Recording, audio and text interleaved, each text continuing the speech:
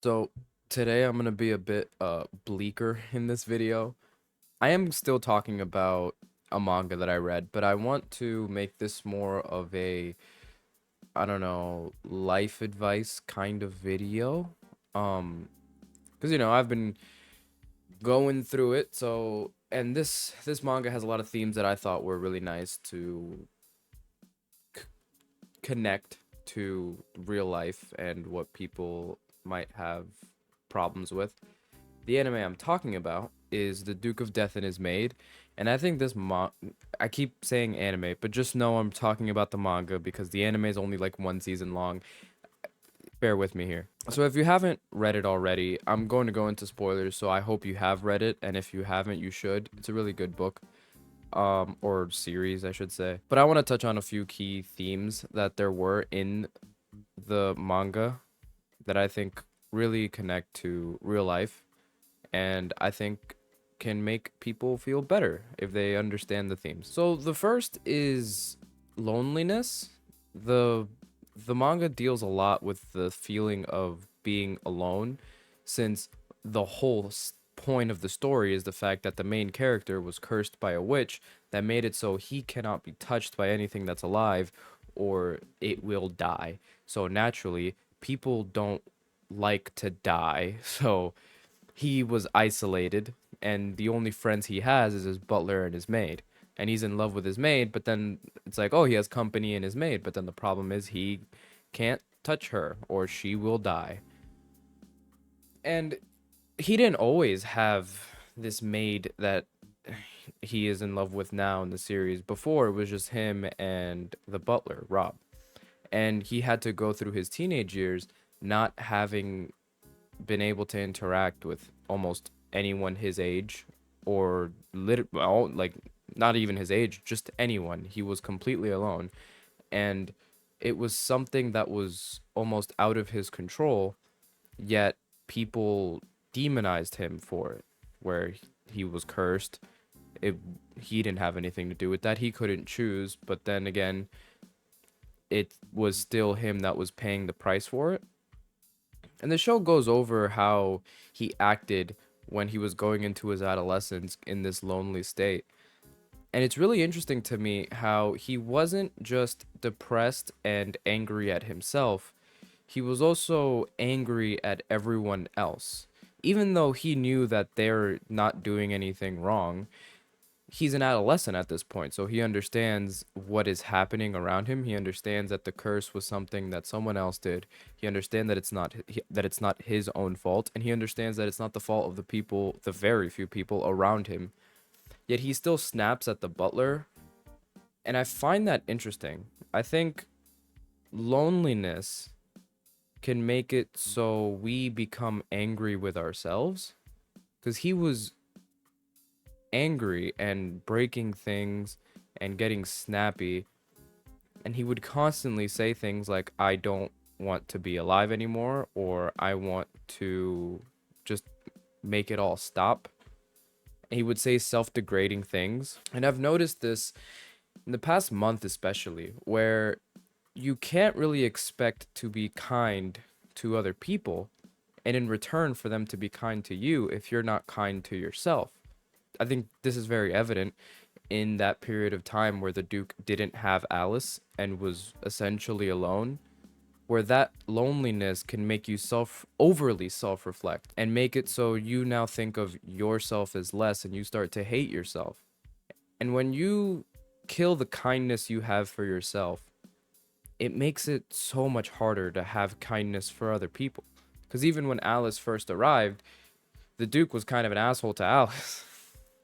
But it was also because you think yourself so much less than others that you get almost angry that they would want to reach out to someone that's less.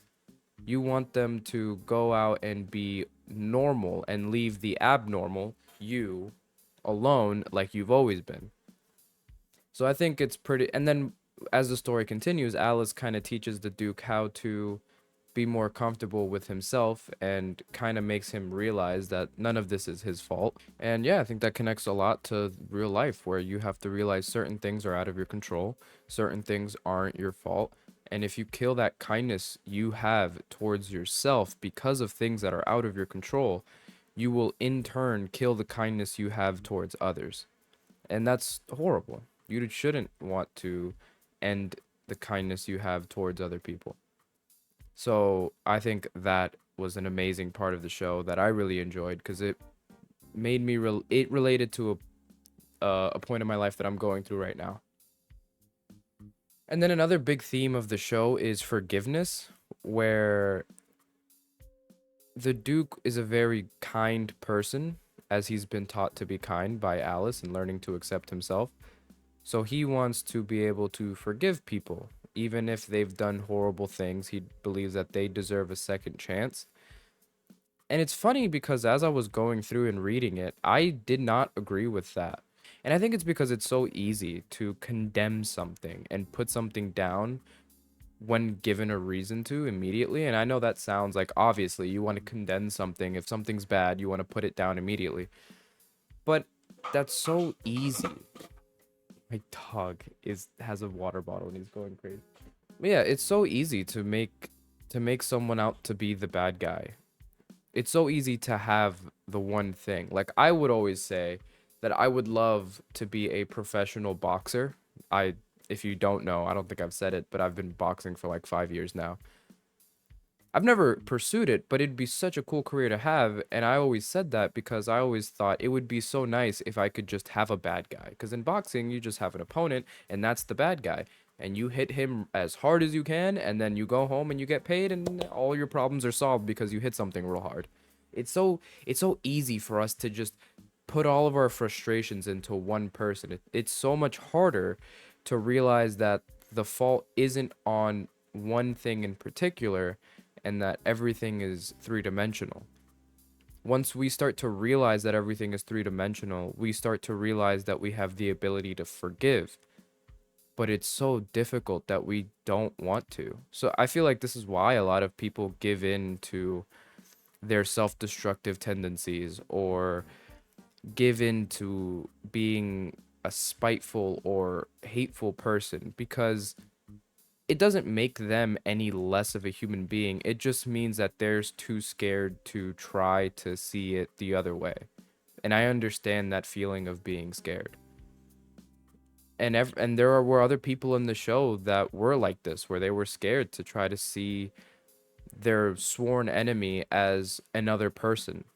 Because then you have to self-reflect, and no one wants to self-reflect when met with someone else that they think is in the wrong.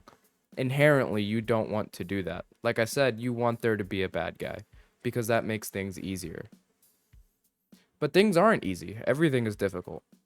And I guess it just makes you a better person if you're willing to take on the challenge of these difficult things. And then it's like, to what end? To what end do I have to take on these difficult challenges in order to be better? And I think it really is just to be a kinder, stronger person. Like, I know I'm going all Thorfinn here. I haven't even seen Vinland Saga, but I really like that quote.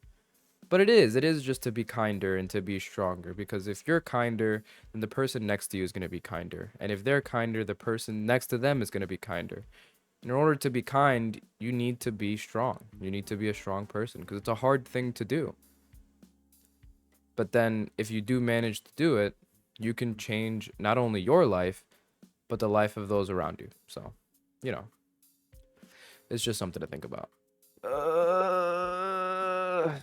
That was like one of I think a bit of a heavier video. I don't know. I it wasn't really too much about the Duke of Death and his maid, but more of like what my thought process was while I was reading it. I just didn't have a video idea, so I thought I'd just get on here and talk. Yeah. Anyways, I hope you had a good morning and